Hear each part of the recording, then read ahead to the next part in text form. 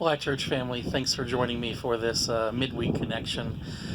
You know, as the weather has started to turn nice and we're enjoying this South Dakota spring, where it's finally spring, not meaning South Dakota blizzard, but I'm thankful that I get to take a moment and sit outside and enjoy that the grass is beginning to green, the sun has come out to shine.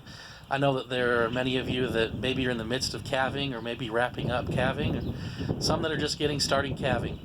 Lots of calving in the spring, and also dealing with lambs and everything else. And we get this reminder with the change of seasons that that God really does have a plan, that He is in control of what's going on, and as the sun comes out and the clouds break and the snow melts, it's a reminder that God does make every day new. And like we sing in church, that this is the day the Lord has made, and so let us rejoice and be glad in it. And I pray that today and every day you're taking a moment and finding a reason to rejoice. Today I wanted to come and offer a word of encouragement that comes from Romans chapter 1, verse 20.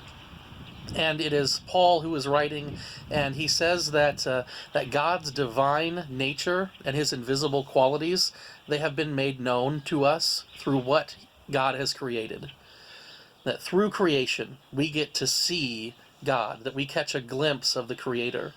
And it says that His divine qualities, His invisible qualities and divine nature are made known through what has been made, so that all people are without excuse. So that everyone, all around the world, throughout time, has been able to look at creation and realize, wow, there is a Creator behind this. There's an order to this. There's a reason for this. And we get that when we look at the beauty of the mountains, or when we are standing before just the majesty of nature.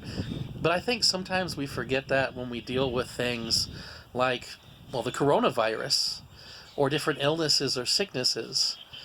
Now, did God create that virus specifically to come and harm us? You know, I don't know about that. There's a lot of different theological perspectives. But one thing I do know is that there's another verse that says that God works all things for good for those that love Him. So even in the midst of chaos and destruction, which we know is the result of the fall, that's a theological basis.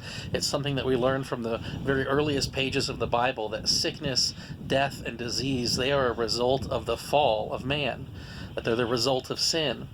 And so here we are dealing with the consequences of the fall, dealing with the consequences of sin, and we know that this virus that has come and that is wreaking havoc across the globe, you know, this might not have been something that God has beset upon our nation, but it is something that He can use for good. Maybe you're getting a reminder of how fragile life is, or of how temporary our plans are. Maybe your life is more chaotic right now because of the coronavirus, and you're relying more on God than ever for strength, so that you can persevere and remain steadfast through whatever you're facing. Maybe your life has ground to a halt, and you're wondering, God, what's next? Where's my next paycheck going to come from? And you're having to learn to rely on God's provision, as well as the generosity and kindness of others, who, by the way, others should be us as believers. We should be the ones who are showing extraordinary generosity and kindness during this time, where we are sharing with those who might have a need, and that we are giving without thought to ourselves. We are giving just for the glory of God. And so who knows? Who knows what's going on in your life? If there's something that I can be helping you with, if I can be praying for you, if there is a need, let me know so that I can be there for you.